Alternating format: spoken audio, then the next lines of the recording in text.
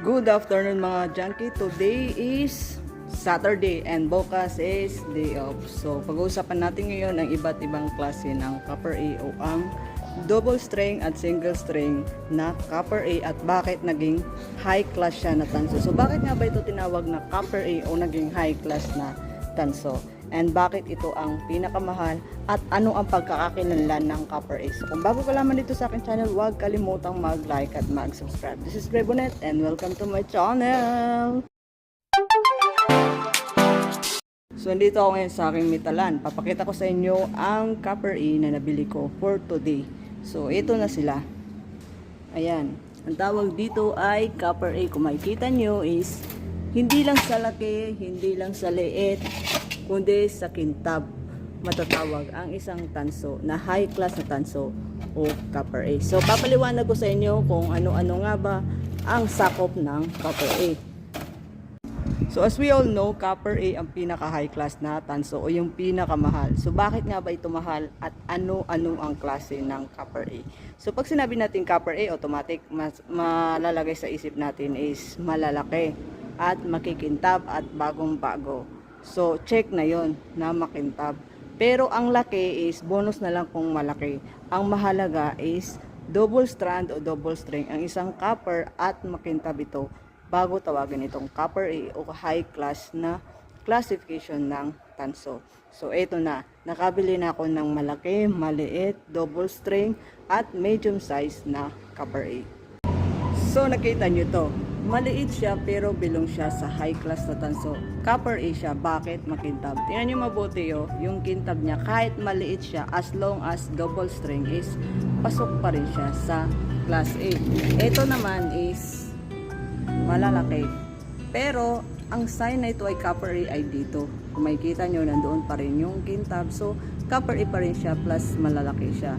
And single string pero malaki. Yung single string na naging copper C is dark na yun. Ngayon kung brown dito is pasok siya sa copper B, low value na, low class na. Since makintab pa siya, tingnan nyo, makintab pa siya is pasok pa siya sa class A.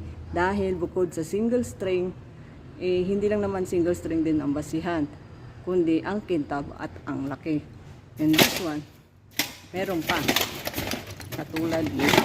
Ito yung tinatawag na kinat na copper A. Ito, medium size. At saka, meron pa. This one. So, kung makikita nyo, makintab dito. So, pasok siya sa copper A. At ganito pa. Ito, automatic copper A na to. Bukod sa kintab niya is malalaki siya. Unlike doon sa isa, unlike dito, isang kintab niya is dyan. Ito naman is, maalam mo talaga na copper A siya dahil yung kintab. Ito is, pag pinaghiwa-hiwalay is napupunta na dito. So, ito na mga ka-junkie ang totoong A. Ayan. Ito yung tunay na copper A. Ito, copper A ito. Bakit? Kung makikita nyo is napakalaki nun. Ito talaga, walang duda copper A. Makintab, malaki, mahaba ito at binalatan. Saktong-sakto saktong-sakto siya sa copper A. So saktong-sakto ito, mabigat siya. Timbangin mo to, isang timbang nito is 11 kilos. So bukod sa makintab ay malaki siya. And buo talaga siya. So yun, copper A yun. Wala nang debate. Copper A talaga yun.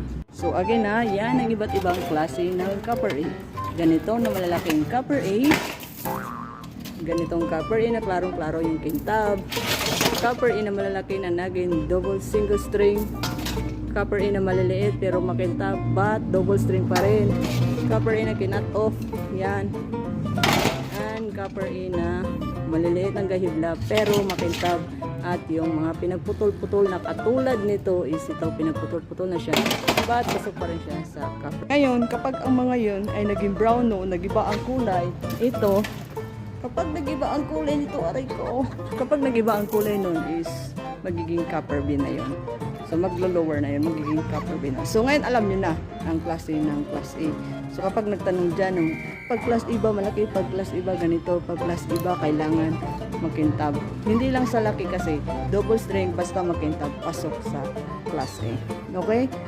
So, sana may natutunan naman kayo dito sa akin mga ka-junkie. So, this is Grey Bonnet again and thank you for watching.